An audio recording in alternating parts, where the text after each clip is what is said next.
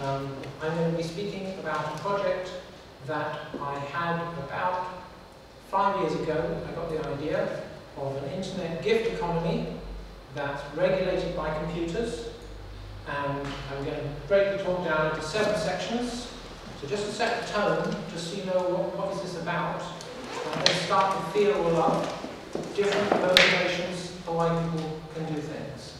Then I'm going to be tackling a modern myth, but that's a question that always seems to come up when I discuss the topic of gift economy, because people have this strange idea that without money nothing is possible.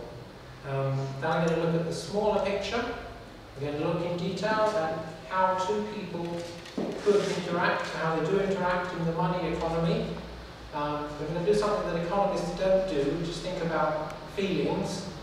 And then we're going to say, right, well, if two people can behave in a certain way, what would it take to make a system where many people could behave altruistically to one another? Is that a feasible thing?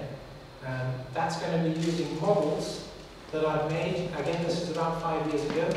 I worked on a system of economics that didn't start from the assumption that people are just selfish and that's just the way it is, and everybody wants more for themselves and don't care about everybody else. What would economics look like if it thought about people as having friends, for example? Friends that they cared about and that were important to them. So now I'm going to be, having found this model, I worked for about a year on that, and then I thought, right, now we need to see, does it work? And that needs a computer system, and I couldn't find at that time any suitable computer system, so I set to work to make one which I call friend to friend. So as a little aside for the computer users in the audience and the computer techies, I hope most of you know what a peer-to-peer system is. Good, it's nods there. So it's like a peer-to-peer system. There's no one person in charge, but unlike a peer-to-peer system, you're not just randomly connected to somebody on your level, because you have a digital signature and you connect to your friends. So if you use Facebook, you can see how it is, that it's not everybody's data on one site. Your computer is actually connecting to your friend's site. So that's a different thought. But I'm not going to talk a lot about that. I may be speaking later in Brussels, perhaps next week, about the computer aspect. So this is a quote from Einstein, and I think it's very important when you start out on something, why you're doing it. Are you doing it because you're afraid? And Albert Einstein said, the single most important decision any of us will ever make is to believe whether or not the universe is friendly. Is it out to get us? Have we got to fight it? Are there terrorists everywhere trying to blow themselves up? Or could we live in a world of love? So, to a certain extent, these are opposite motivations. And I would like people to be in a world where love was the predominant force, where they did things for the love of what they were doing, where the love of other people was central. So they were thinking about, what can I give that person? How can I improve that person's day? Not thinking, what can I get out of that person? What's in it for me? Because they realized that there's enough to go around on this small planet. And people get creative when they're in love. Their ideas, their minds open up, they have an energy. If you've looked at medicine, then when people are stressed, they can run faster. For a short term, they have adrenaline. There's a body hormone, but in the long term, your body was never designed to be under prolonged periods of stress. And when you're afraid, a lot of people's mind goes blank. That's not a healthy way to work. Definitely not long term. So, this is a fundamental dichotomy from the moment somebody pulls you off to school, if not before. Most people realise, oh dear, we're going to have to do things we don't want to do. And that's called school when you're young. When you're older, it's called business. And you don't get to go there much in the business world with your family and friends. For most people, then when they're thinking in a creative space, they're relaxed, Then they're with family and friends, and you can come up with whatever idea is inside you. You don't have to censor yourself and think, well, is this okay what I'm saying? People can make agreements. You make agreements with your friends, that can change. So this is one headspace, if you like, one way of organising, planning, making things, and it's volitional. So you do it, you hang out with your friends because you want to hang out with your friends. And I contrast that with the world of business.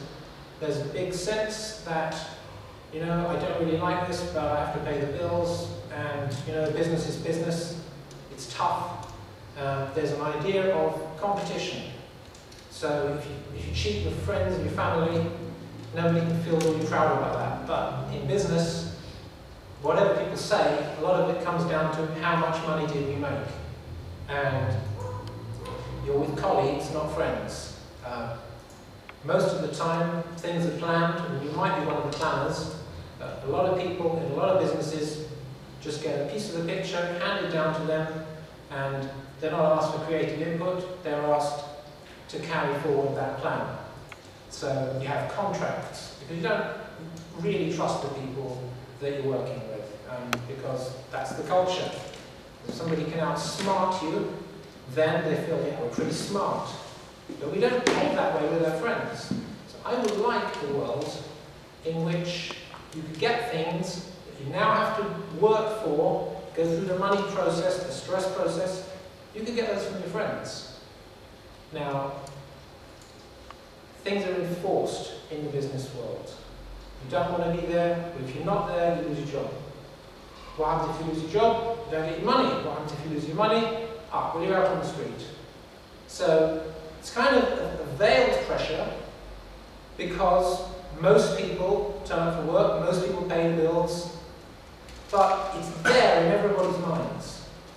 So it's a constant source of stress if you're in that situation, which, if you think about it, the work sphere, the professional sphere, has grown in our lifetimes.